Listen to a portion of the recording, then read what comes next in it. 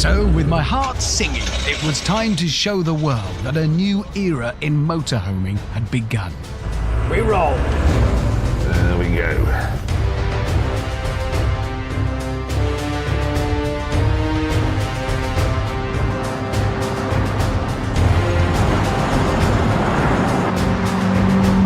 So just to recap, viewers, what I'm doing now is going for a nice drive down to Cornwall in my Lotus. There is no impression whatsoever of there being anything on the roof. That weighs less than me. And that's the point, lightness. I'm preserving motoring pleasure for the campervanist. Sadly, when the Land Rover got up to speed, I realised there was a bit of a design flaw.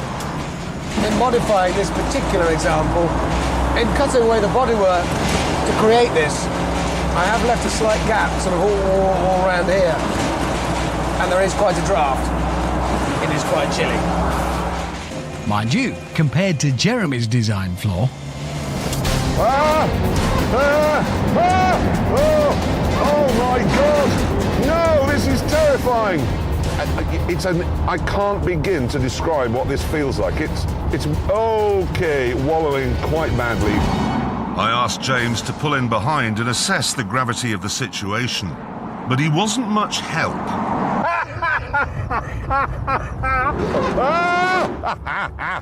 And to be honest, nor was Hammond.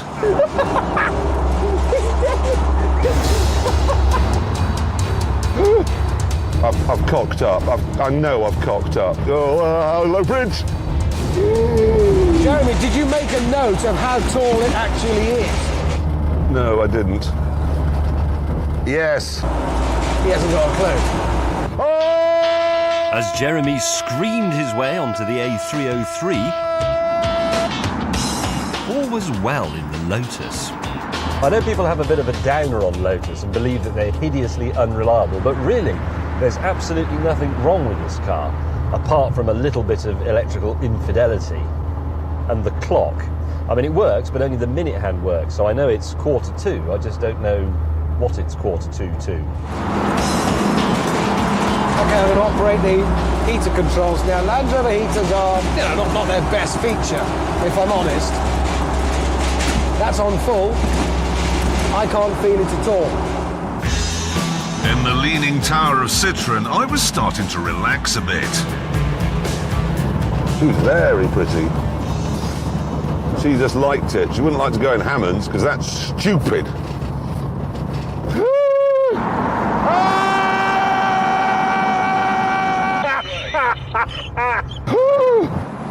Jeremy, can I just say, this is the biggest entertainment I've had on a road journey in my whole life. It's absolutely hilarious.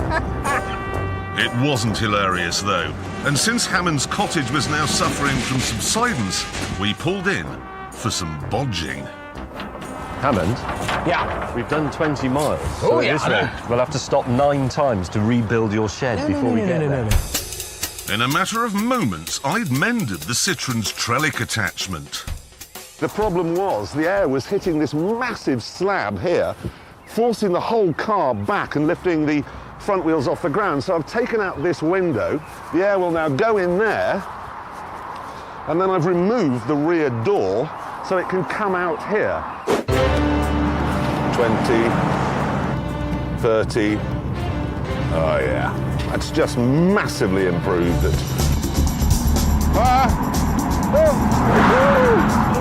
No, it's made no difference. Make it stop. Right, well, we've done about 30 miles. 180 something to go. Amazingly, the convoy did keep going until eventually we pulled in for a fuel stop. Okay, now this is a bit of a faff.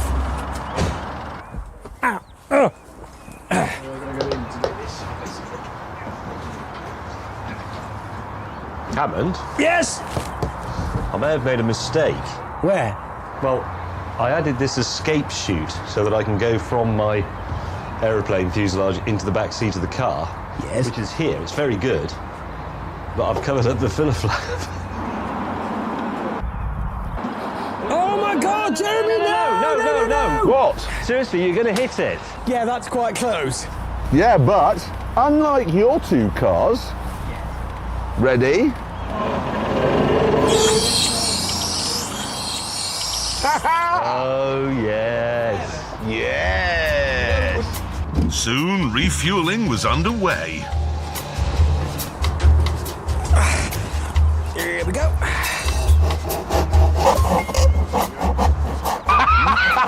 Go away. That's an all new... I've never seen a lockable fuel filler cap where you need to saw. It's very secure. Refueling over, we headed on our way. And several perilous miles later, we finally reached Cornwall. Hold F. That's where we're going. Ooh, I've got all the excitement you get as a kid on a family holiday, winding round little roads, the odd glimpse of the sea. Been on the go now pretty much 7 hours. Could have flown to New York in that time. But then, Oh no. I've got a warning light. Guys, I've got a warning light on the dashboard. It says stop. as you'd expect, the happy campers chose to ignore my distress signal. Oh yeah, that looks a suitable holiday destination. I think so. Holy moly! What manner of terrible thing has happened under my bonnet? It's actually had diarrhea, is what's happened here. At the campsite, I settled down to watch Hammond's creation take shape.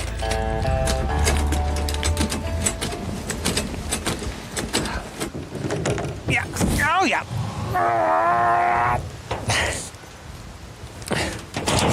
Ow! Brave. Do you want some help? Nope. Don't need it, mate. One-man job, this. Having got the block of flats going again, Jeremy eventually joined us. This is gripping. Ah! What are you doing? It's Finishing unclear. touches. In Hammond's head, his build was coming along nicely. But it wasn't. No. And an hour later, Jeremy and I were bored. Is there a pub? There was, so we went to it, leaving Hammond to carry on building. I see this as a sort of club room. Darts. Hanging out with your mates. Oh, yes. There it is.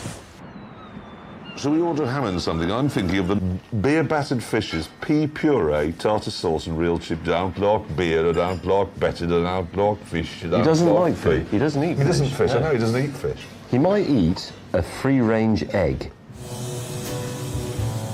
Back at base, the wind was getting up.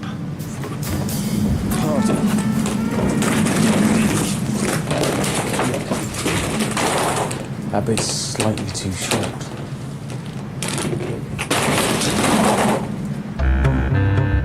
When we got back from the pub, Hammond was still going. Is this his motorhome? I don't believe that. That is outrageous. Come in, dude, come in. This is the bed. Forms essential. Yeah, Sorry, that can happen. sorry. I'll give you a quick squiz round if you like. Yeah, sure. This is the library here. Then, thank you. So you've got a library? Library. This is the dining room. goes on, look at Waiting that. dining room furniture. Bloody In Lord. here, this. Oh, mind that. Yeah. What's in here? That's huge. Actually, that's bedroom. That's a child's bedroom. Look, this is my What's living room. this? This is lovely. Look at this. See? He's got an ancestral portrait. Yes, I have a great uncle Tall there. Just a minute. This is great uncle yourself. Yeah, it Let's is. have a look. With the very lengthy tour over, it was time to get some sleep.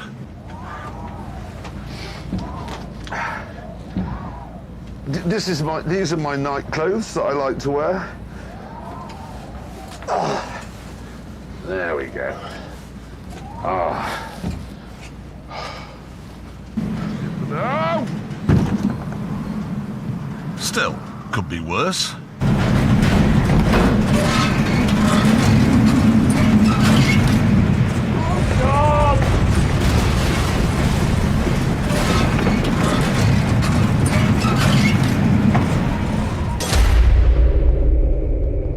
Eventually, I nailed some sense into my colleagues and we all selected the vehicles we'd be using for the Demolition Challenge. This is a 434 armoured recovery vehicle. I've gone for it in this spec because it's got the crane, which could be very useful to us. But if all else fails, it weighs 15 tonnes. So I could just use it as a sort of battering ram. As you would imagine, mine is much bigger than Hammond's. This is a CET, a combat engineering tractor, and they're all very encouraging words. It has a bucket on the front and many other things besides. Unlike James's, mine is white. It's also absolutely excellent. The tiller on the front is used for mine clearance, but it can also be used for pulling down houses. In my mind.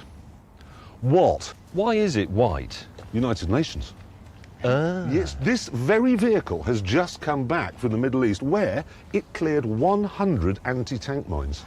It's kind of focused on one thing, isn't it? Mine clearance. That's what Yes. it is, a mine Yes. clearing machine. But We aren't clearing mines, we're knocking a house down. Do you know what I mean? He's got a point. You've focused on one thing and we're not doing that thing. It's a We're doing very, another. very specialised piece of equipment, this. Incredibly specialised. The cab is on hydraulic rams. It senses your weight, raises it to the correct height so that if there's a blast underneath, you're cushioned from that blast. Again, amazing. It won't be. Because we're not clearing a minefield, we're knocking houses down. You wait till you see what happens to a house when it is presented with this moving at 400 RPM. Was it going to surrender? explodes, you'll be okay, but that's about it. That's what it does. It just goes around doing this. It's like a mechanical cat. It's a military machine with some white paint on it. It isn't military, it's for clearance and saving lives. Princess Diana had one of these.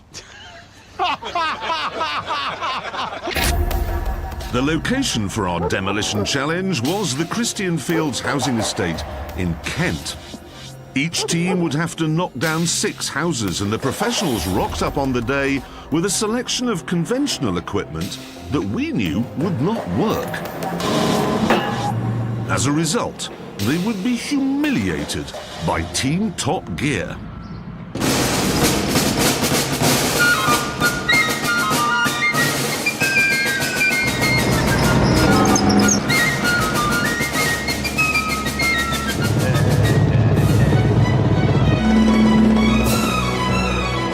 What a machine this is! 1300 RPM. I'm doing very nearly the top speed of 6. The other machines were considerably faster, so in order not to keep the chaps waiting, I decided to take a shortcut. I think he looked at it and he thought, it's got things on the front that go round and round and that'll smash everything up, and it's white and I work for the United And he Nations. failed to work out it's going to be the slowest. You don't suppose by any chance that... Ladies and gentlemen, Jeremy Clarkson, sometimes known as the silver-tongued Cavalier of the Cotswolds. I hope that was to come down. Before starting, the professionals had a pre-demolition briefing. All the works today are going to be carried out under BSEN 6187 Demolition Code of Practice. Richard, can you hand out the method statements to all the guys, please, and the risk assessments? Yep. Mostly, they talked about health and safety, so we thought we should too.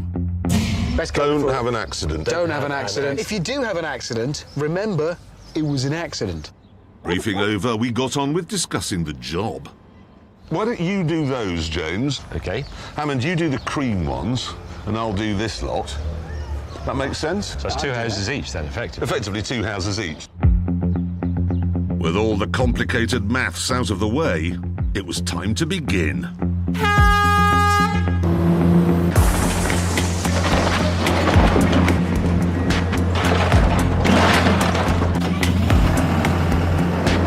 Okay. Brace, brace, brace. We're going in. Look at his concentrating like mad. He looks like a proper orangutan when he concentrates. Firing up the rotors.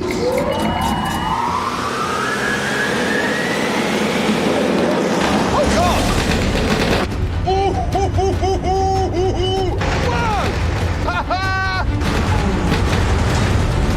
Why didn't we have this in Albania? Goodbye, lavatory. Bricks flying everywhere. This is bloody brilliant. Stop there! Stop there! Jeremy, the roof's going to land on it. This was no problem because my destroyer of worlds had a special device for protecting the driver.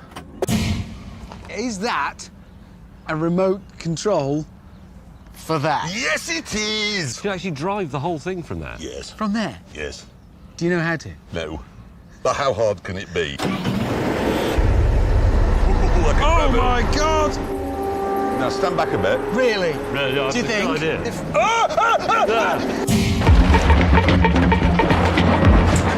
At the other end of the estate, the professionals were working methodically, first removing all the roofs, and I thought I'd do the same thing with my army tank. Mounted on the back of my 434 is a big harpoon. I fire that over with a cable attached, connect the cable up, drive this way, pull the roof off, get on with it. Live and, well, go.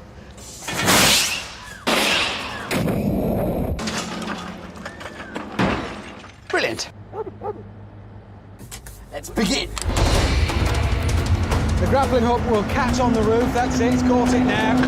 Yeah, here it comes, pulling the roof off. Let's have a look. It's not off. On the plus side, though, the house now had another upstairs lavatory. Why have you pulled a portaloo over a building? You're supposed to pull the roof off. This isn't demolition, this is just stupid. Whilst Hammond persevered with his idiotic roof removal system, James was busy drawing a diagram.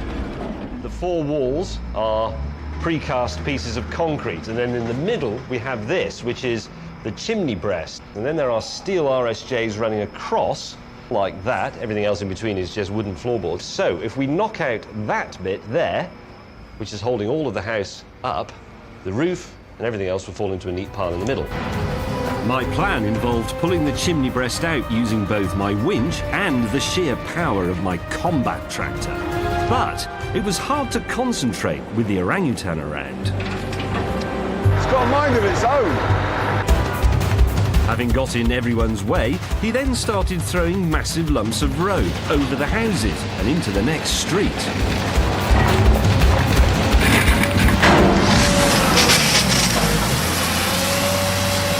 What have you done? I hit a water main. Well, you're an idiot. As noon approached, our rivals were scything through their houses. But now, my ingenious cable solution would put us back in the running. Here we go. Oh, it's so close. Yes! Yes! Ha ha ha! But despite this success, let's not forget we still had Jeremy on our side.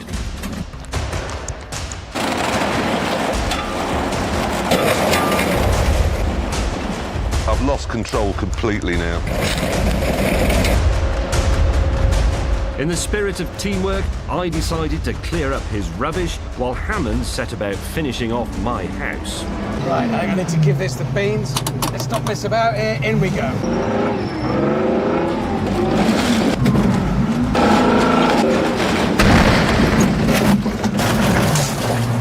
Oh, the roof came open. I didn't expect that. Hammond, what's happened here, mate, is you are now the foundations of the house. I think I might be a bit stuck. Well, hang on, Hammond, I'm coming. Where are you going?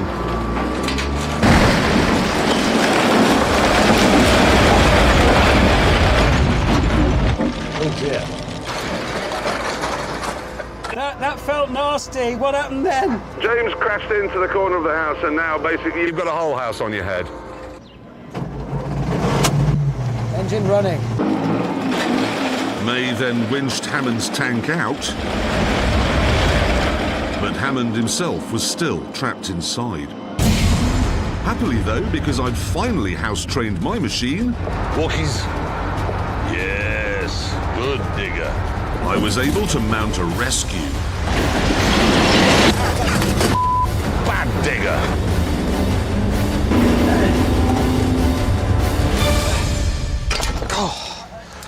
I've scratched my tank. My the professionals had pulled out an enormous lead. So, to try and catch up, I decided to dig even deeper into the military toy box.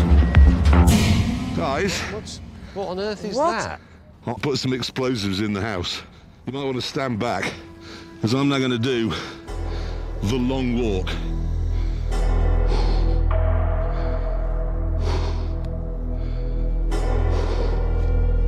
Is that the suit or his piles that's making him walk like that? Fire in the hole!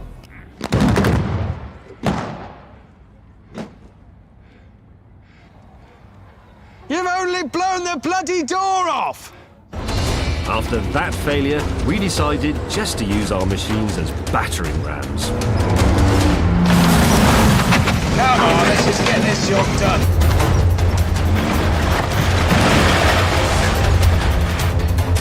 I'm not going to use the rotavator. It's just too perilous. Bloody hellfire!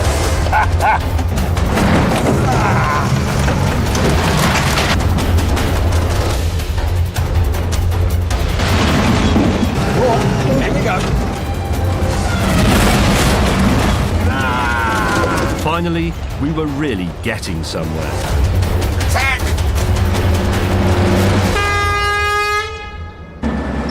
No. Oh my God. The professionals had finished. They had knocked everything down, whereas we sort of hadn't. Why don't we present them with a prize? Okay? Yeah. Standing just there. Yes. Yeah, that's a good idea. And then give him a really loud round of applause. A thunderous, well done, well And throw the thing over.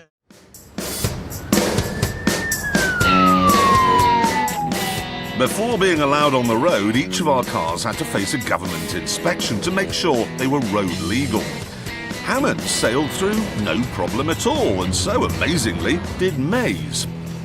Me, though, I had a problem. For some extraordinary reason, the rules say you can't drive a 46-foot car on the public highway, so I had to do some surgery. I've had to lock 7 feet out of the middle, which has affected rear legroom a little bit, but it is now quite nippy, because it's only 8 feet longer than a bus. For my pickup, I had to go to a hotel in Chelsea to collect a Brit nominee called Lamar. Hello. Mr. Lamar. Oh, yes. My name's May. I'm your chauffeur for the day. How do you do? This is your car. It's an Alfa Saab. Meanwhile, I'd been sent to EMI Records in West London. It's just got a bit dented. First, a little polish out. Everyone's a critic. And my VIP pickup was R&B star Jamelia. Oh my god. Okay, no expense spent. Whilst Hammond got the glamorous singer, I had to pick up a fat man. Oh, God. Chris Moyle from Radio 1. This is your luxury limousine transportation? It's not what I had in mind.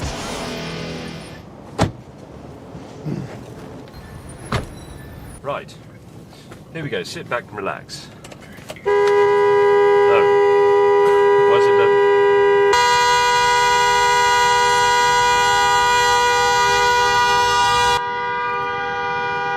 Okay, if you'd like to step in, that would be great, and we'll get off. What?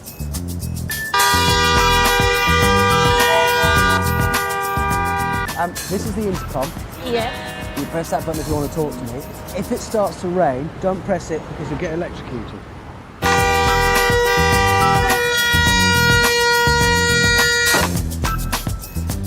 Eventually, though, all our passengers were on board and we were ready. Are you comfortable? No. Good God. We were all now heading for Earl's Court. The Brits is one of the biggest nights in the showbiz calendar, with most celebs hoping to look impressive by arriving in a big, shiny German car. We were going to show them the error of their ways. It's better than an Audi. This will get you noticed. Now, I've chosen this route to demonstrate the brilliance of my car. Meanwhile, in the Alphard, Lamar was riveted by James's conversation. There is a small issue with the congestion charge because, as I'm sure you know, the camera records the rear view of the car. Yeah. But when they look at the photographs, it will give the registration number of a Saab, but the photograph will show the front of an Alpha. So it will look as though somebody with the wrong sort of car for the number plate has reversed into London. Back in the Panda, my demonstration of its brilliance wasn't going too well. Oh, no, you're clutching it. Oh, it's still standing. Exactly, there's nothing wrong with it. Shush. We can edit that bit out. So when the digital camera takes a picture, it thinks, well, that's a Saab. But when they look at the photo, they'll see it's an Alfa Romeo and it's going the wrong way. Hyde Park on the left there, sir. In the MG, poor old Jamelia was attracting a lot of attention from fans. Not least because Hammond had to modify his intercom to make it legal. Sorry about the fan thing, trying to chat you up there. That was a bit awkward for you, I'm sure. I can't hear you. Oh. So, Jamelia was embarrassed in the MG, Lamar was bored in the Alphard, and Chris had yet to appreciate the Panda's brilliance. That is a catastrophe that's just happened now. Is that car behind me very close? Yes. And then Lamar woke up as he began to realise that James had no idea where he was going. So the car doesn't have navigation, I take it? Well, it has navigation of sorts in that it has a driver who's lived in London for 20 years, 21 years now, in fact. Where are we now, sir? We're just coming on to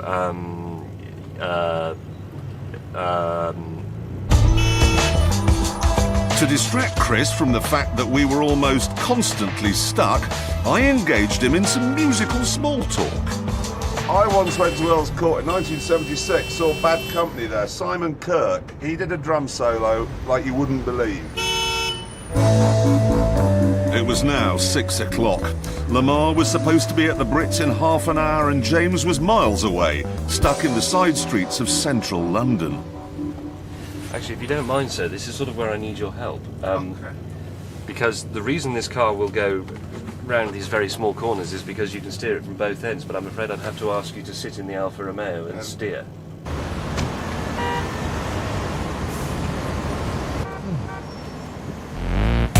By this stage, Moyles was hungry and thirsty, and because I hadn't thought to include any onboard catering, he'd been shopping for supplies.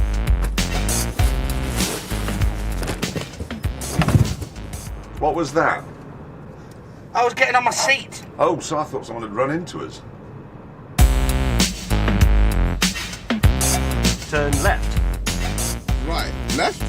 Your left. My left. Yeah. That's it, that's perfect, you see? Yeah. Straight round that very tight bend. You see, now a normal limousine wouldn't go round like that, would it? Let's do another one. Hard left, sir. Okay, so this, the whole thing is not... You need to straighten up a bit, so we're crabbing rather Well, I badly. can't because the whole, your wheel thing is a bit... Jamelia was closer to Earl's Court than Lamar, but no happier.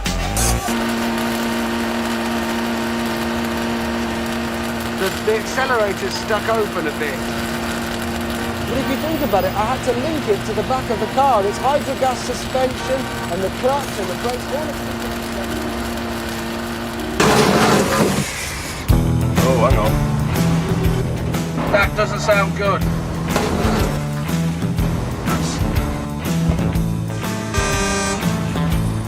Whoa, sorry.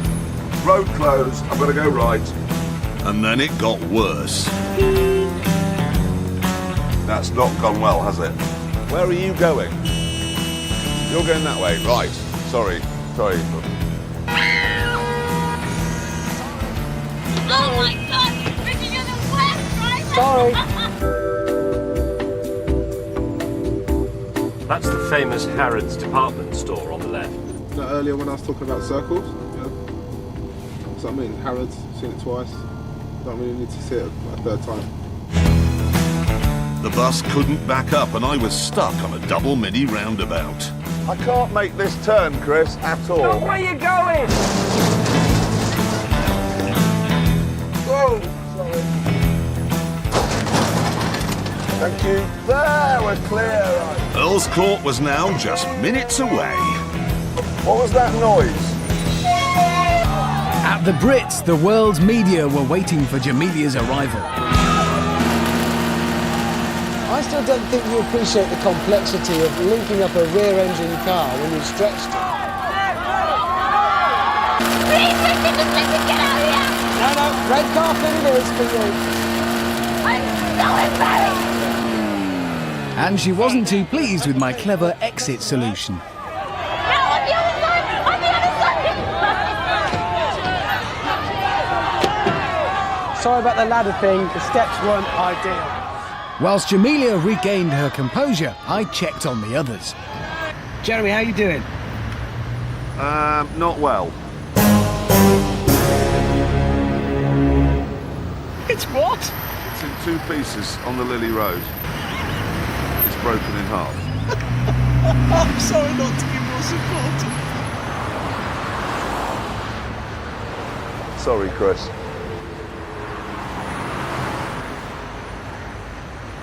Probably end up being like an hour late or something like that at this rate, isn't it? You know? The first time I'm nominated, best male, you know? UK, best male, Lamar.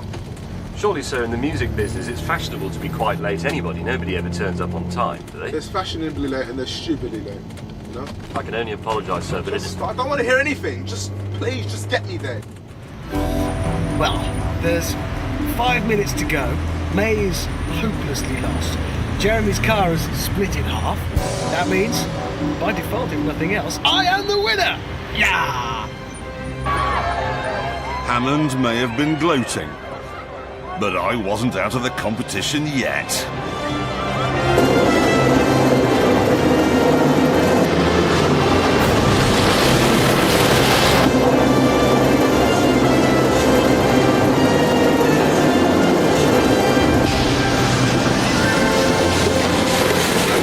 What time do the awards start? About 5 minutes.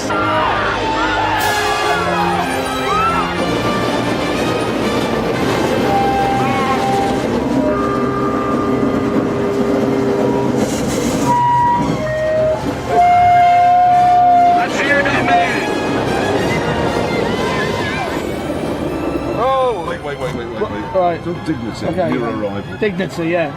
Dignity. Right. So, Moyles was happy, but Hammond wasn't. You cheated! You finished with half a car. You're supposed to finish with a stretch.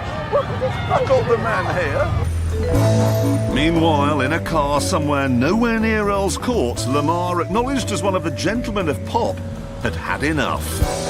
Strictly speaking, it's left, but I think if we go right, I can go round the back. What do you mean, right? Well...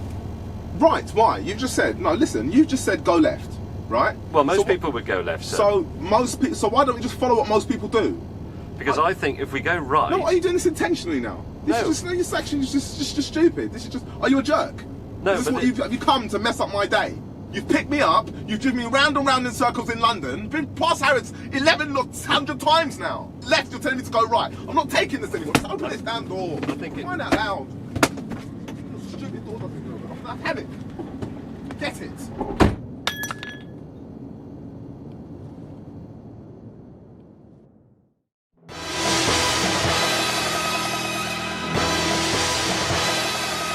The launch site was a military base whose whereabouts are a top secret.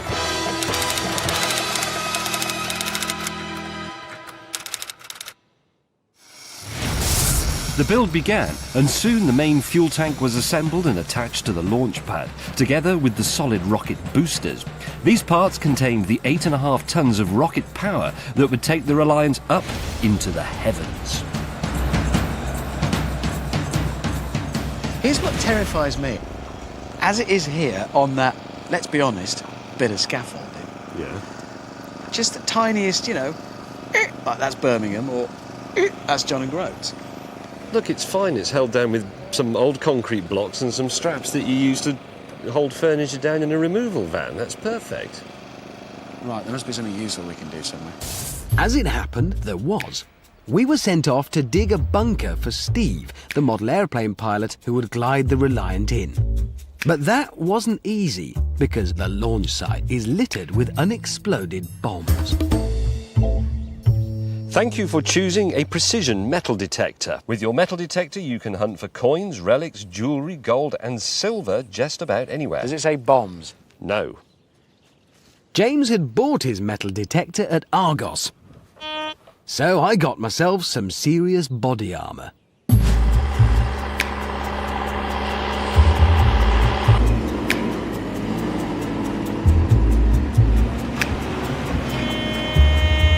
You found my JCB? I've just worked out something, though, from this. It only works down to a depth of about 3 inches.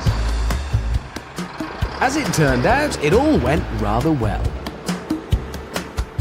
In the main.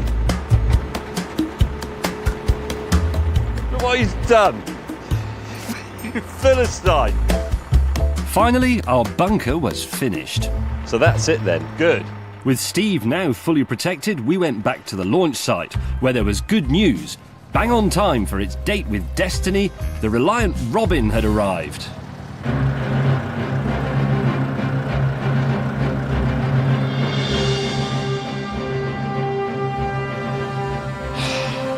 You're all right. You're all right. Keep it coming. You're all right. On that line. You're all right. Yep. You're all right. Back. Nice. And stop. That is the business end of a reusable Reliant orbiter. Wow. Then we were entrusted with another job. I reveal to you the legend. You spanner. What? That's where it goes, on the But wing. think what it's going to look like when it's up there, pointing upwards. Brilliant. Upside down.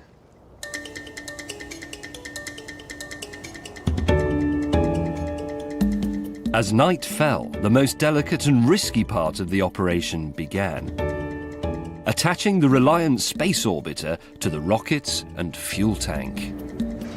Not kidding, this bit is genuinely very scary because as they're mounting it up, and it's quite complicated, all the linkages, if the shuttle clonks it and bends any of the release mechanisms, it won't come off, and then the shuttle and the tank will come down. Should we go over and help? I think not.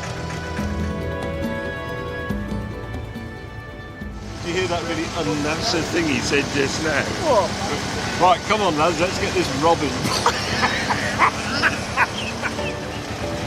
Oh, ladder's coming out. Again, at NASA, Yeah. they don't keep a step ladder on the launch pad. One small step ladder. Don't stop laughing, they get really cross.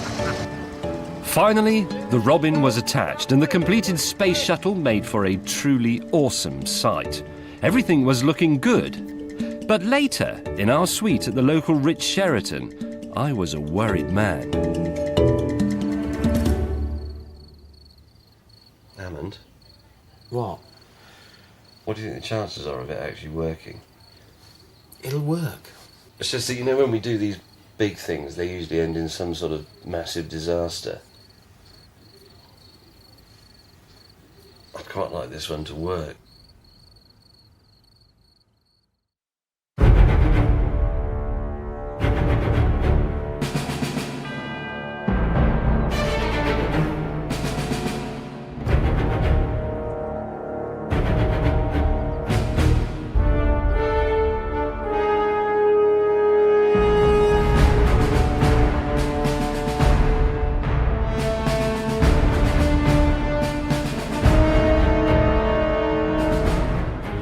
Well, it's up, it's built, but it's worth a quick reminder of exactly what is going to happen. Absolutely. We've got 8.5 tons of rocket thrust to push that thing off the ground at about 1,000 feet. The 2 solid rocket boosters will be empty. They will fall away and come down on parachutes, doing about 100 miles an hour then. Yeah, it'll continue accelerating to about 140. Then at about 3,000 feet, the orbiter itself will detach from the main body. That's when Steve, the pilot, takes control. It's his job to glide it in. He has the option of firing 3 rockets to extend that glide. He'll then put it down on the deck on the landing strip and prove that it's a reusable craft. Yeah. Of course, all that we've just said is just words. Words, because yep. to be honest, who knows? The last few hours were taken up with final preparations, and with such an ambitious project as this, the complexity of the onboard systems was simply staggering. Each electronic component had to talk to every other electronic component at exactly the right time.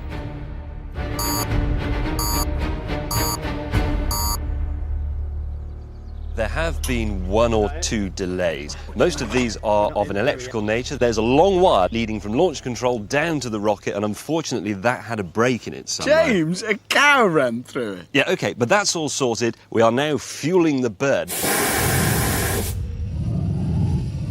And once that's done, there can be no delays. It's full of fuels. They're going to have to light that candle. Yeah. The tension now was almost unbearable. You could almost hear Jeremy preparing some intergalactic smugness. So, would it stay on course during the ascent?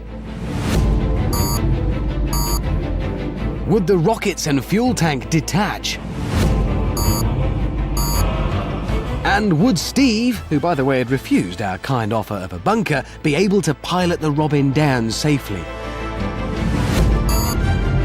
In just a few seconds, we'd know.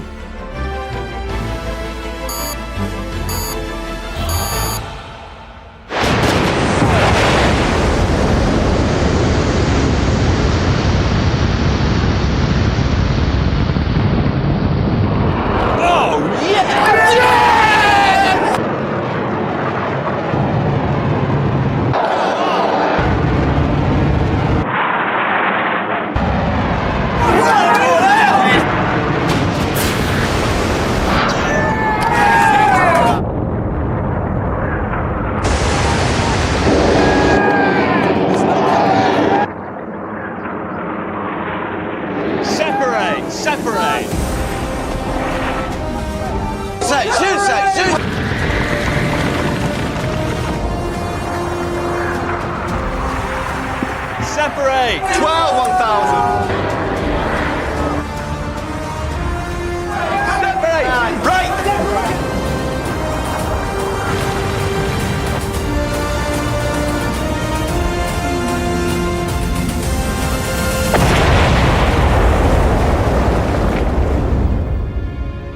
Oh no!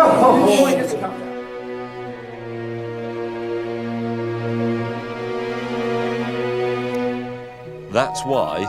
How are you going to use it again?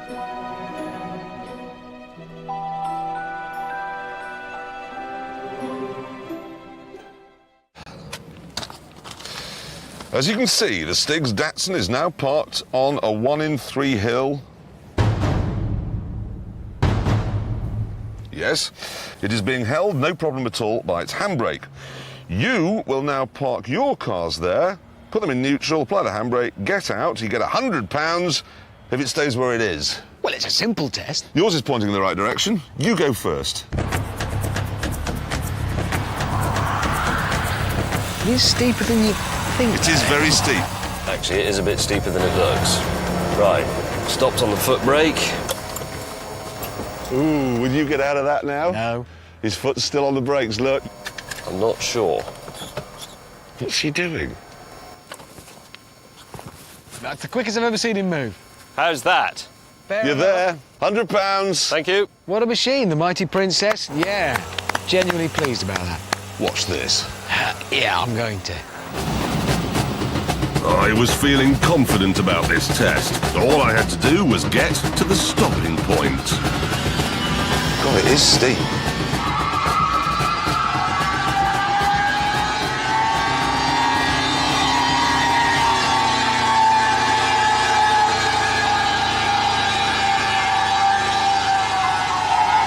Never seen that before. Happily, the wheel spin generated so much smoke the car was hidden from view. I therefore claimed I'd done it, and then it was Hammond's turn. There he is parked. Oh, that's not working for me at all. His foot's out, his arm's out. Okay. That's not gone well. Sorry. Sorry, that's gone badly wrong. It's going to come... Oh, sorry. Sorry. Having failed the handbrake test, he's knocked down the sign warning him how steep the hill is. Still, every cloud and all that. Good test of how fast it goes backwards with the handbrake on. So, we tested the performance and the handbrakes, and now it was time to look at ride comfort. Thank you very much. OK. New cars are tested on Myra's rough road at 20 miles an hour. You will drive down it at 30 miles an hour. I may not excel at this one. Attached to the roof lining of your car is a colander full of eggs. The more your car shakes about, the more egg will end up in your hair. Each gram of egg left in the colander at the end equals £10 paid into your... Who?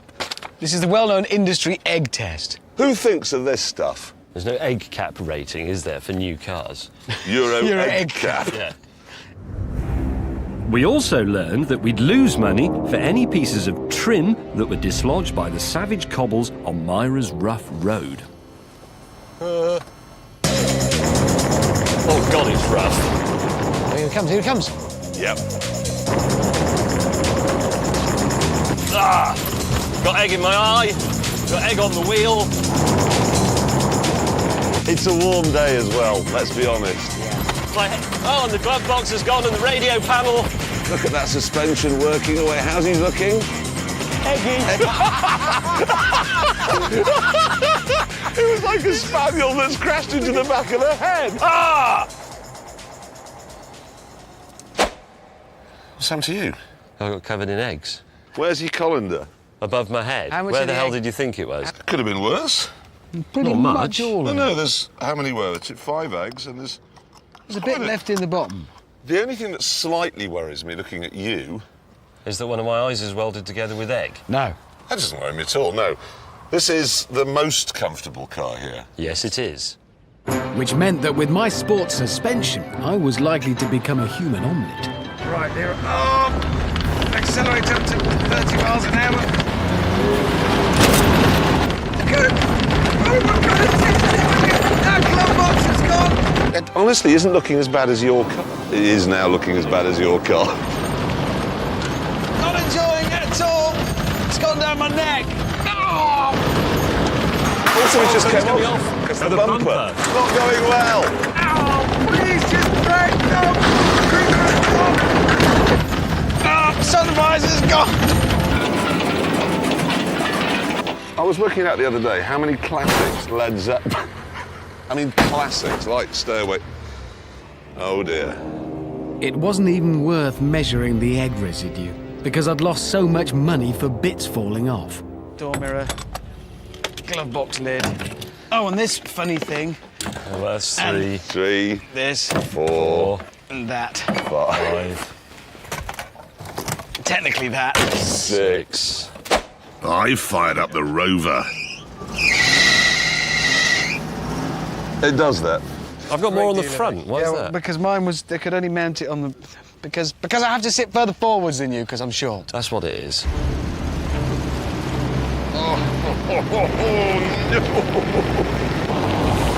No, that looks pretty poor. Coil springs absorbing all the bumps nicely. There's a lot of weight on those springs.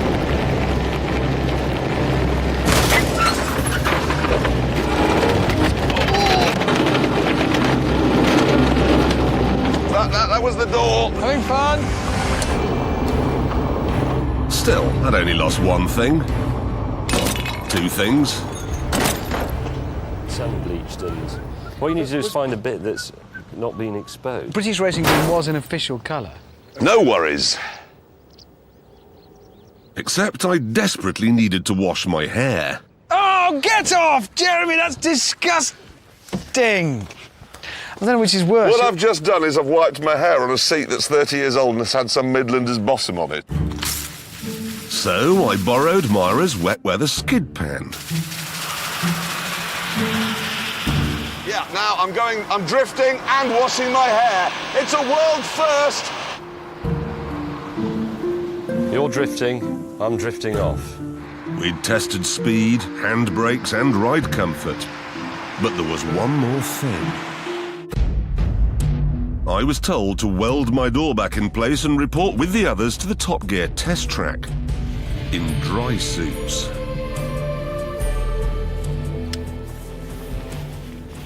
Mine doesn't fit. Oh, stop moaning. It doesn't fit. Just pull it. There you go. Oh, it's like watching it give birth to a thing. We were given the challenge. What? Your cars will now be filled to the brim with water and then you will drive round the track. That explains it. How will you breathe? It doesn't say. It says when the water level drops below the bottom of the steering wheel, you will stop. The person who covers the greatest distance is the winner.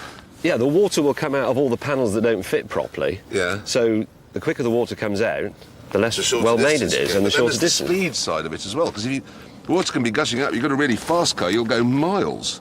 Actually, it's quite a thorough test because it tests performance and build quality for the water that it's pretty thorough. I just want to make sure it does say you go first. Right, so off you go. See ya. See ya. You go first. You're going to be the first person ever to drive a car underwater. Were you making it up? Yes.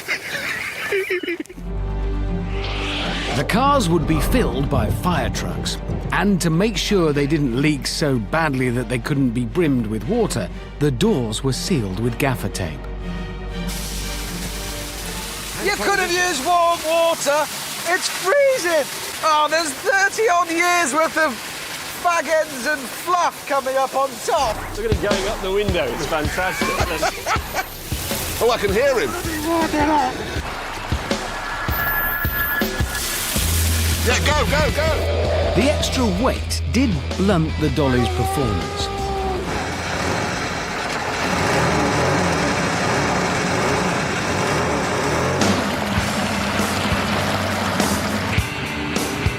And he's leaving a big trail of That's a big trail of water.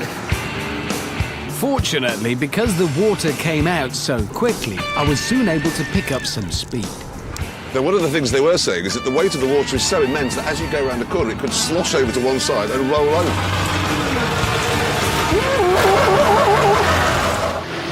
Imagine filling the insurance form in on that. Well, how did he drown? This is going to take more than that. that little box. Yeah. Despite the dolly's leakiness, I made it past Hammerhead. Oh, that's fallen out. Woo! I better be honest, that's just dipped below the steering wheel now. He stopped. He stopped just before the follow-through. More than half a lap. More than half a lap. You think you can beat that? Let's see. Here we go. Oh, look at his. One of the issues with the Austin Princess we're able to determine now, very badly fitting door handles. It should have been called the Austin Colander. Even so, it was filling quite well. This is a great sport. And I checked to make sure James's snorkel was working.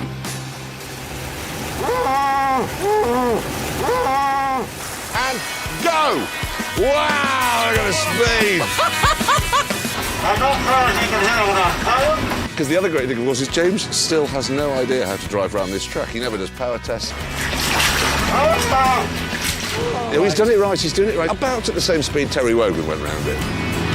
Nevertheless, James was doing brilliantly. I'm going to pass Hammond. There it is. Yes! In fact, the Princess could hold its drink so well, he did a full lap. He's not cheating! I can't believe it! And then he passed Hammond again. Yes! Yes! And I've just lost it. You've been lapped. Doesn't happen every day. Lapped by Captain Slow. In an Austin Princess full of water.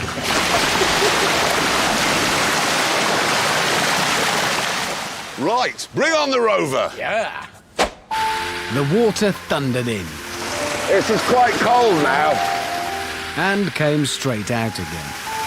We're having to use 2 hoses because your rover leaks so badly. Rubbish. I was only bothered about my secret weapon. Yeah. Height adjustable. So he's lowered it. 2 hoses still weren't enough. We're going to have to put a 3rd hose pipe in to fill it.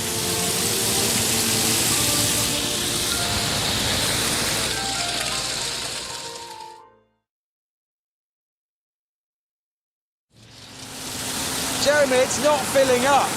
Yes, it is. No, it isn't. Eventually, we became bored and the tankers became empty. So we sent him on his way. Go! Yeah, feel the power. It's looking good.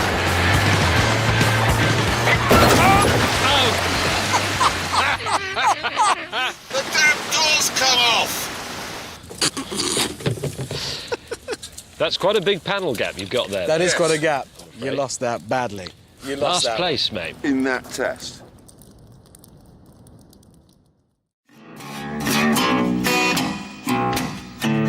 Traditionally, amateur racers go off for a weekend of motorsport with a motorhome to sleep in and a car on the trailer behind. But I've thought of a cunning way to streamline this whole business. Just leave the car and trailer behind and race the motorhome. I think this plan has a stench of genius about it. You've still got something to get there in, you've still got something to sleep in, you've still got something to race, and you've still got something to go home in.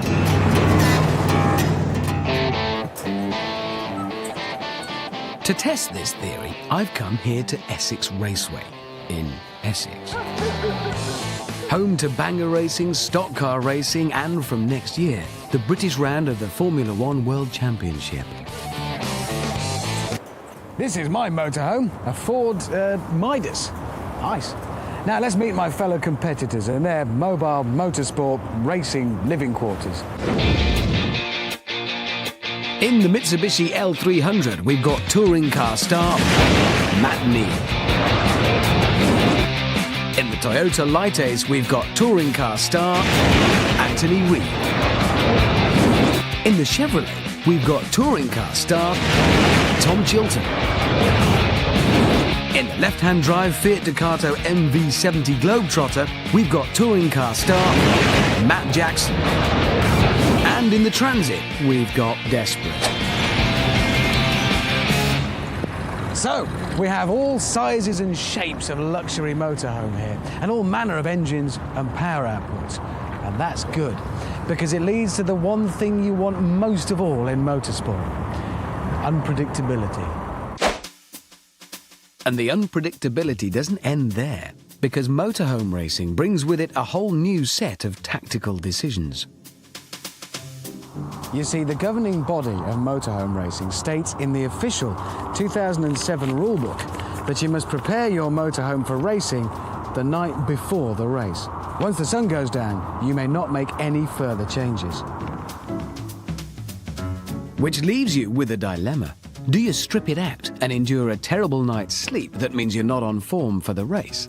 Or do you leave the luxuries in place and then face having to compete with all the extra weight on board? I went for the strip it all out, have a bad night option. And actually, so did all the other drivers. Well, nearly all. Gravy juice, pan, warm, peas, carrots, add.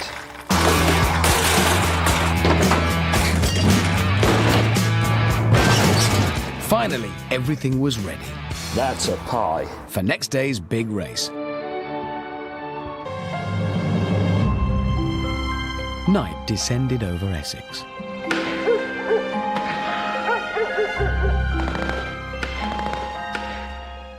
Morning broke over Essex. It was time to celebrate the birth of a new motorsport.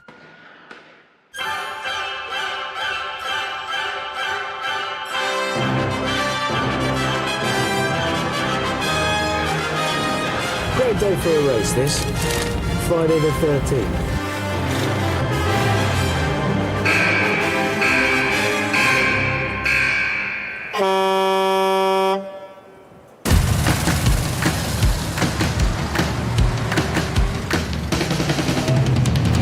As one of the sport's co-founders, I was in car number 1, and James was in car number 6. Turn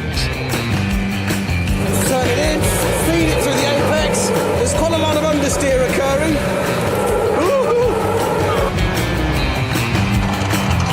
Now, the point of this sport is that you should be able to drive your motorhome home again.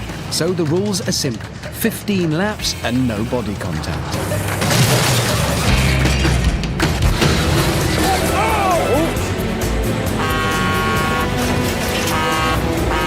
Mind you, we had invited touring car drivers. Right, we're going in 3 abreast. This is going to be a late braking competition. Oh no! Oh!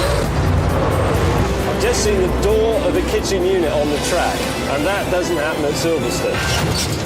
James's tactic of a good night's sleep wasn't working out. He was at the back of the field, but he had a plan. Right, the trick, I think,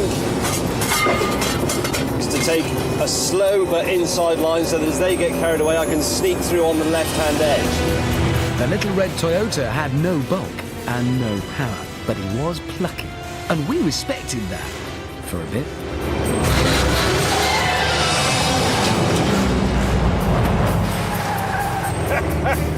But with some aerodynamic tweaks, the Toyota found some speed.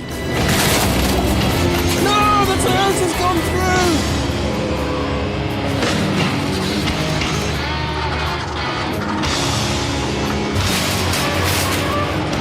Lap 8, and amazingly, James had managed to get lost on an oval.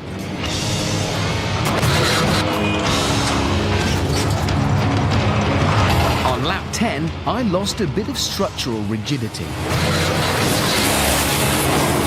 Oh, nuts! May have been a slight touch there. Most of this will clean up. Most of that will clean out. I'm having a burst of power, and it's not coming from my own motor. With just 3 laps to go, the red mist descended.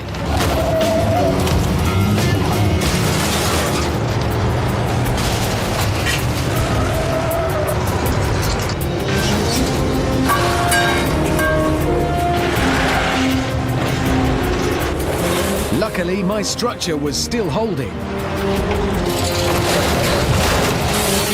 No, it wasn't. Oh, Hammond's gone! Lightness is everything. Whoa. That shelving unit was my downfall.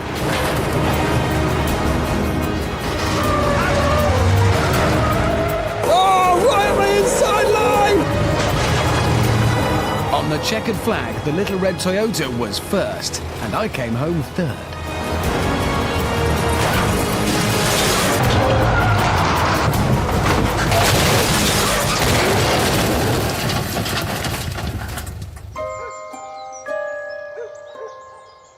Well, I think the no contact rule needs a bit of a tweak, but we are onto something here.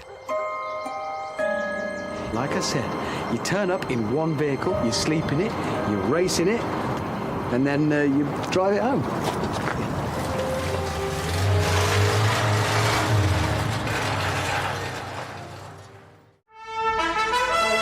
At exactly 14 minutes past 9, the lorries turned up.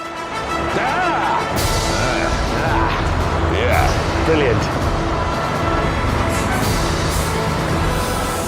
And then, using our massive knowledge of HGVs, we set about explaining why we'd bought what we'd bought. So, May, which one's yours? Scania P94. It's this is the sleeper cab, which has got the extra bit on the back where you can sleep. They also did it as a day cab, which didn't have that bit, so you couldn't sleep in it. It's the... He doesn't know anything. What colour is it, Jeremy? What have you got then? A lorry. What sort? The big one. Well, clearly. It's a Renault.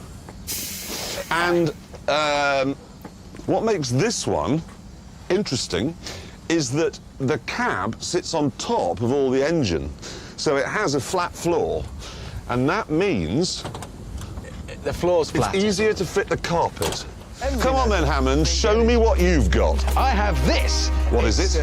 It's an earth. This was hopeless, so we resorted to our lorry crib sheets. Has yours got... Is all this just my lorry?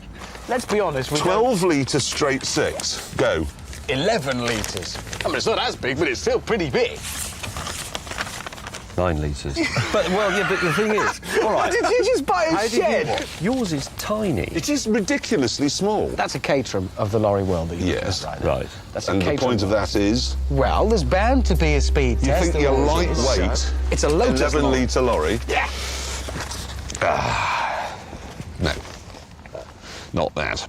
In less developed countries, such as Australia and America, people like to decorate and personalise their lorries. You will now go away and do the same. Once our lorries had been redecorated, we were told to meet at Top Gear's secret Alpine test location in Bedfordshire.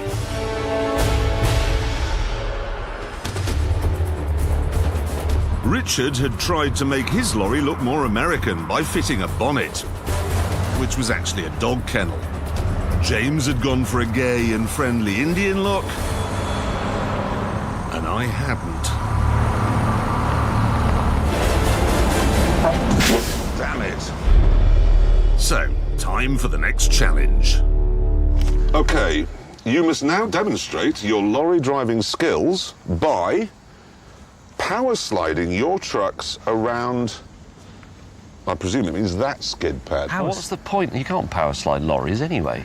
Technically, you can't power slide anything. Well, to prove that it's possible, you will now watch a demonstration by our tame racing driver. Some say that his favourite all-time tune is Forever Autumn by Justin Hayward, and that he has the world's largest collection of pornographical material. All we know is he's not the Stig, but he is the Stig's lorry-driving cousin.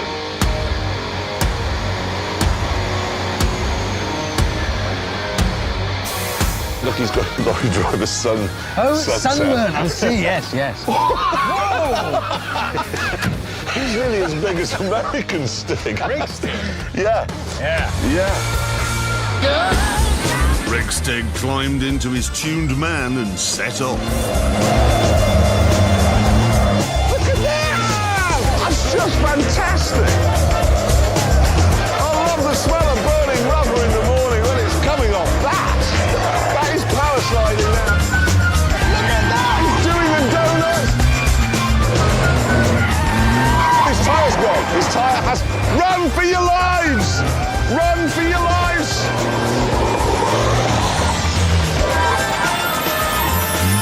So, James, what do you reckon? You can do that? Piece of cake. Gingerly, we hit the skid pan.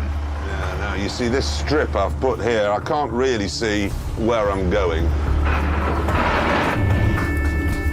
Take the outside line, second gear, high range.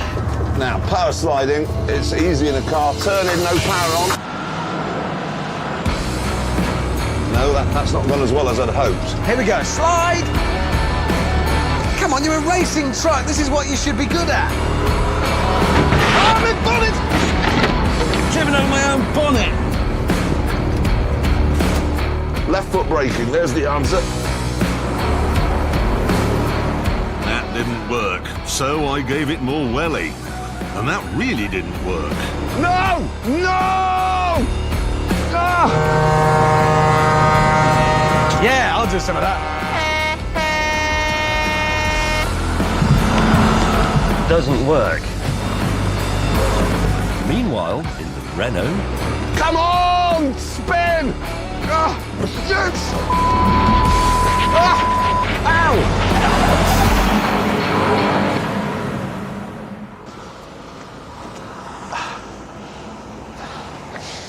It's this lorry driving, it turns out, is quite a lot harder than I thought. Have you done something to your leg as well? Yeah, the gear lever's gone up my arse. Right, OK.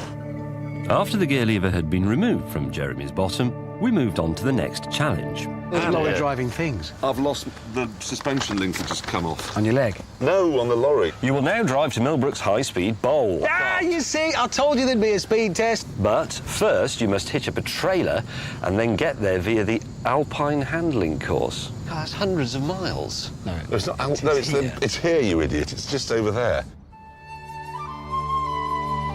This is where car makers test the handling of their new models. It's also where James Bond rolled his Aston Martin in Casino Royale. In a car, it is huge fun. In a lorry, it probably isn't. From the moment you arrive at the Alpine course, you have 3 minutes to get round. You will also need to drive smoothly because your trailer is full of valuables. Valuables? Valuables. They weren't kidding. Richard's trailer contained a car that hadn't been fastened down. Mine contained an enormous wedding cake. And in Jeremy's, there was some straw, which didn't seem so bad. But at the other end, there was an electric fire. So, third time lucky. Oh, this is brilliant. Oi! It was just over a mile from the hitching point to the Alpine course, but that was enough to give us a taste of what it's like to be a real lorry driver. For starters, there's the sheer number of gears. That's first into 1.5 second 2.5. In a car, you can go from 1,000 RPM to 7,000, 8,000. In this, it's 1,200 to 1,500. Then you have to change gear. 300 revs. Get in. Get in. Oh. And when you finally reach 18th gear, you get carved up and you have to start all over again. Now I've just been overtaken by someone who's now slowed down. Bloke in front. Don't stop! Oh, that's the car. Why can't it just be... Somebody get a move on it there. If I have to start from the beginning of my gears again, I'll kill myself. First 1.5. Just let the lorry go. Always let the lorry go. Still, because I'd removed some of my stealth paint, I could at least see where I was going. Sort of. What's that noise?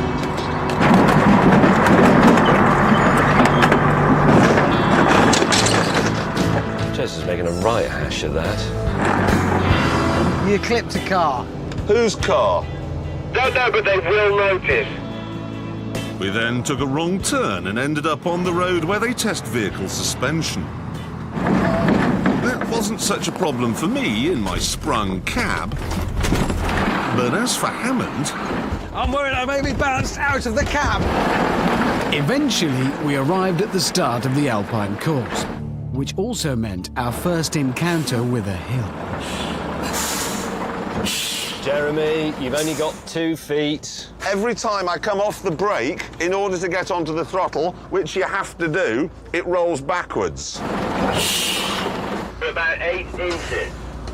Try using the handbrake like you would in, oh, I don't know, a car.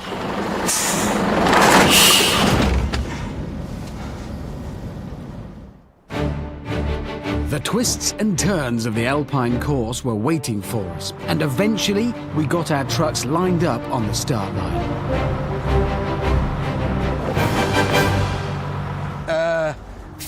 Get in gear, come on! Low. Slow. Yes. It's a drag race between me and Captain Slow. Come on, Magnum! Oh, God. Plainly, in the heat of battle, James and Jeremy had completely forgotten about their delicate cargoes. Clarkson's got the inside line. Yeah, oh, it's getting a bit narrow here. No! Oh, Lord. Yes, I've got Slow. After my poor start, I too had little concern for my precious load. Sounds like a charging rhino running up and down the trailer and behind me. Back at the front, Slow was refusing to give in. Oh, that's close. Oh, oh, oh. I've got to take him here. I've got a plan. I can't turn in that. Ah, you weren't ready for that, Slow. Down a bit of a hill. Carry some... Whoa! Whoa! Whoa!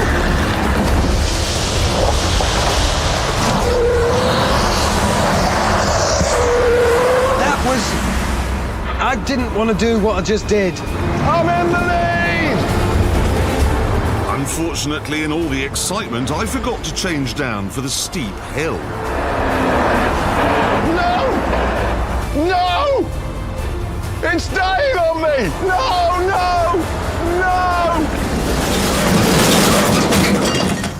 You! Does understeer this lorry. Right, got to change ratios. Next box, there you go. Get a go with these things. Suddenly you start to feel just how much power they have got to give.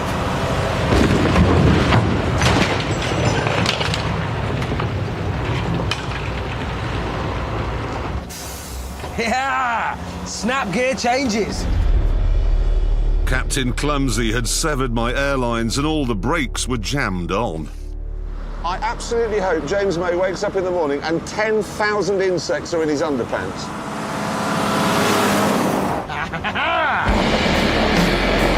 In exactly just over 3 minutes, I was the first to finish. Now let's have a look at my cake.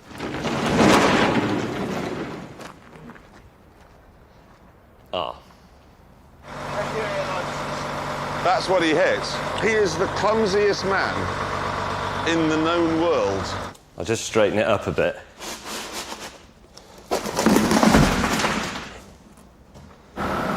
Hammond, meanwhile, was just squashing the finishing line.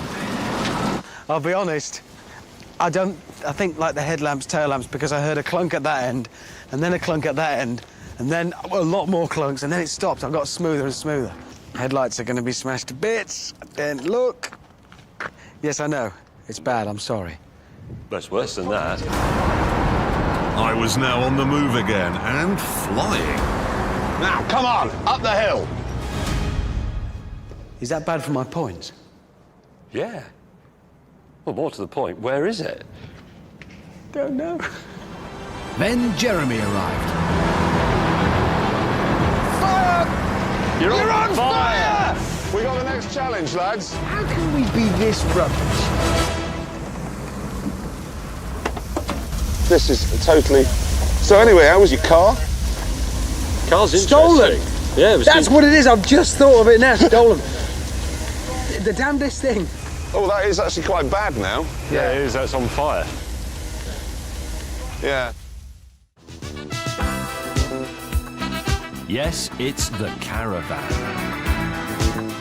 Now, as regular viewers of Dave will know, we have, over the last 24 hours, done our very best to rid the world of the Caravan menace. I think there's one more, actually. That is, I think you'll agree, sterling work in our battle to free the roads of these mobile traffic jams. Sadly, it's a battle we're losing. There are now almost 500,000 caravans on UK roads, and the British are the most prolific caravanning nation in Europe, a title we've held for almost 4 years, according to the Caravan Council. In short, they're building them faster than we can destroy them. So we need a scientific approach to getting them off the roads. And I may have found it.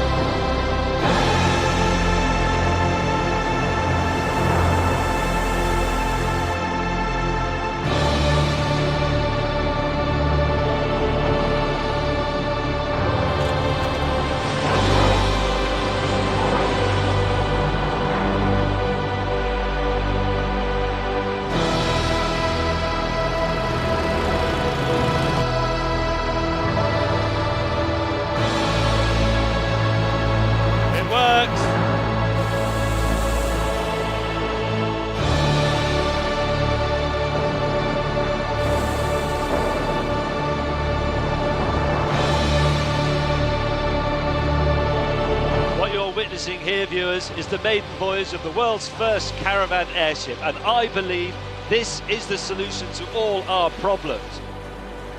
There are only two ways to go caravanning. You can have your 2-litre diesel, tow your caravan, obscure the view of all the people you're annoying, or you can bring it up here. Everybody wins. Driving is more fun, caravanning is more exciting. However, as with all cutting-edge engineering projects, there are teething problems.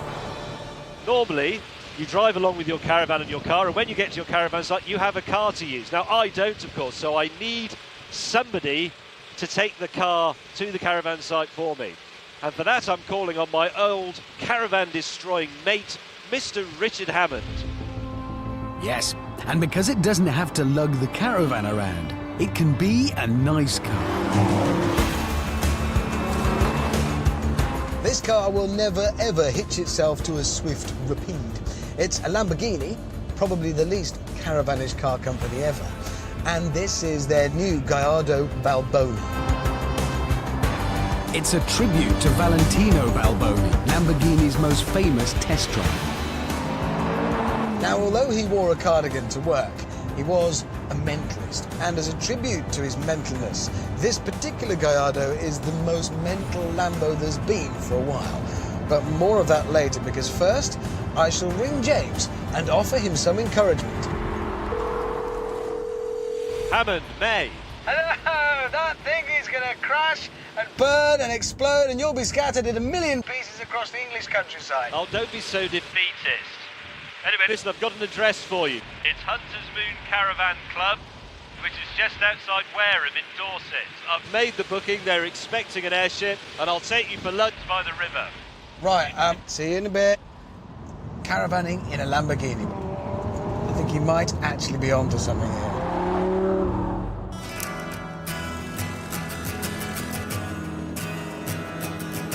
Well, let me tell you a bit about the Caravan Airship. It's 125 feet long, 110,000 cubic feet of hot air holding it up. And it's a very, very ingenious solution because all the caravan attachments are still here. The instruments flip up out of the table. The gas burners go where the cooker would be and can be used for cooking. The beds fit where I'm sitting here. It is still a caravan, it's just a flying caravan. You float in the infinite blue. It's superb. Meanwhile, on the ground, this was turning into the best drive to a caravan site ever. According to Top Gear research, 37% of caravanners enjoy wife swapping. Well, think what's going to happen when the keys to this baby come out of the pot. Oh, yeah. Now, as I was saying, because this is a tribute to their looniest test driver, Lambo have ditched the usual four-wheel drive for a Gallardo and gone back to the old hairy-chested rear-wheel drive. That makes it 120 kilograms lighter. Ordinary steel brakes instead of carbon ceramic fancy ones. It's Lamborghini's punk album. Oh, hello. You're alive! How are you? I'm very well. How's it going? Pretty good. Slight issue on the horizon, though. What? It's not the fastest aircraft in the world. How not quick is it? Well, top speed's about 17. 70 miles an hour is not bad. In a straight line. No, mate. No. 17 miles an hour. Oh, God. But look, I think Dorset might be a bit far, so I've got a new address for you. You ready? What, another address? Dale Acres Caravan Club site. That's in Kent. Kent? Probably not my first choice of caravanning destination. I know, but it's not miles from here, mate. I'll buy you an ice cream. I'll see you there. Right, campsite number 2. Here we come.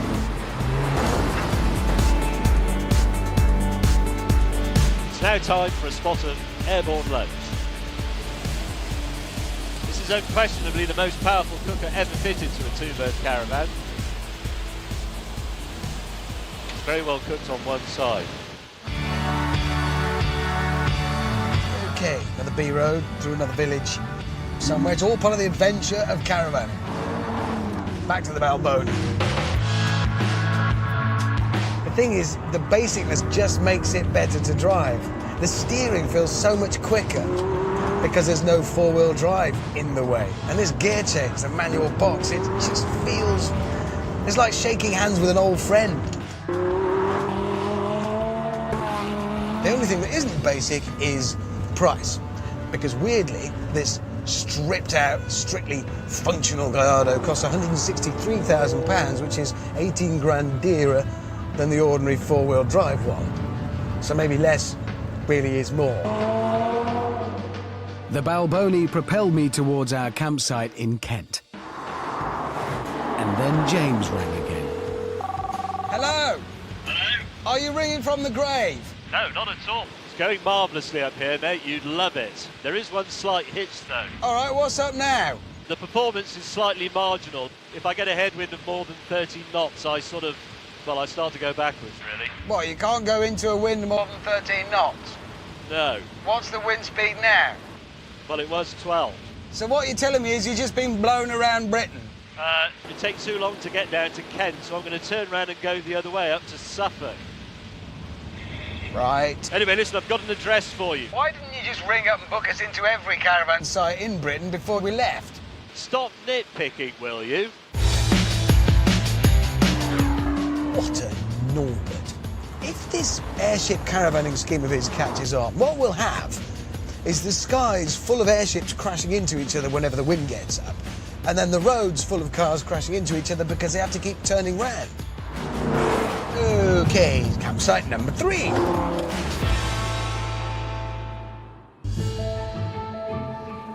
With the wind behind me, I headed for our new destination.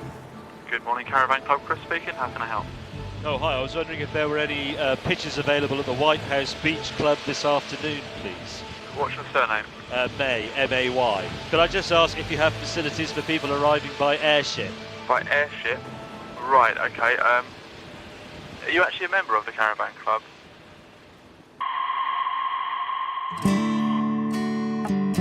Here I am in the village of here, this village, and it's somewhere I would never have seen.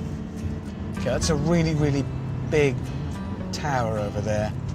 That's clearly just a danger to caravanners, isn't it? I mean, look at it. Must remember to tell James about that. As it turned out, at that moment, James had more than a tower to worry about. Mayday, mayday, mayday. Norwich Golf, Papa Golf, I am about to enter your airspace. Golf Tango Oscar Papa Golf Norwich, you are entering an area of intense aerial activity at the moment. It is imperative that you remain clear, well clear. Norwich Golf, Papa Golf, sorry, cannot comply, have no control over airship owing to wind conditions. Tango Oscar Papa Golf, remain well clear. Norwich cannot comply. Papa Golf, you have traffic left, 11 o'clock, range of half a mile, fast moving, similar left. Roger, have visual Golf, Papa Golf. Golf Papa Golf, further traffic in your right, 3 o'clock, right left. Cock. BBC Radio 1 News Beat. Right, that's the news report. No news of a massive fireball burning over Northamptonshire or of people in the streets being hit by pieces of long burning hair and bad jumper. Anyway, I'm probably being pessimistic. Sure, it's going very well. No! Stay where you are, man! Golf, Papa Golf, I'm heading very close to the KLM City Hopper. Can you advise the police not to start up or take off? Papa Golf Norwich, the police helicopter will surely be approaching.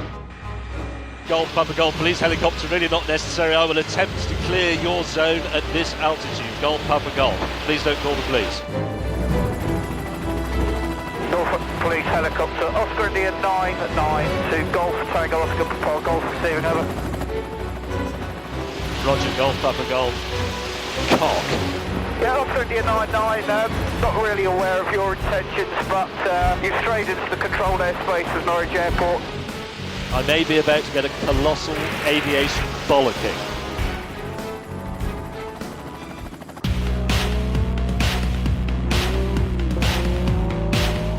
Suffolk, popular holiday destination.